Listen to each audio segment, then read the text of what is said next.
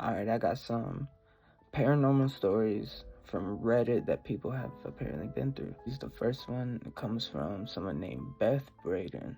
I was camping with my husband and his family at a small remote lake in New Mexico. There were about 10 people in our group and another group of 6 people in the next campsite. It was nighttime and both groups were doing typical activities, making s'mores, having a few drinks, and telling stories, when we all heard what sounded like a little girl yelling out for help. Neither group had children with them, but we're all positive that we were hearing a little girl and decided to search the area we heard the noises from together.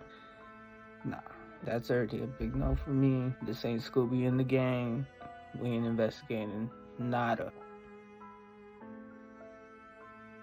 Alright, there was a field behind our campsites and we all saw a very tall, pure, white figure standing maybe 100 feet away from us in the fields. We all agreed this thing looked maybe 6 feet tall, skinny, and as white as can be. We made our way closer to investigate, but whatever it was that we saw started backing off as soon as we got closer, and it disappeared into the trees. All night we continued to hear a little girl calling for help as we tried to sleep.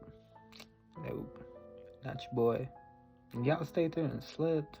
How?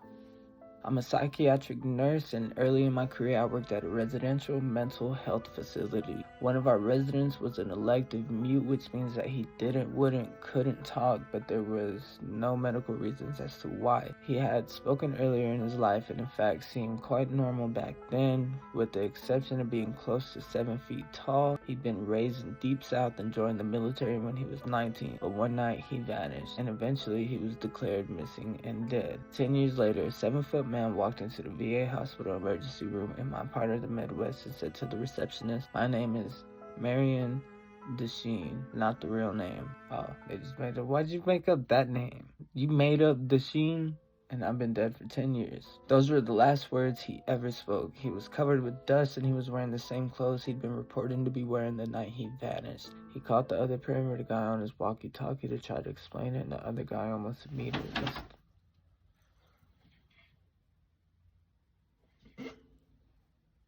Of course that happens when you're reading ghost stories.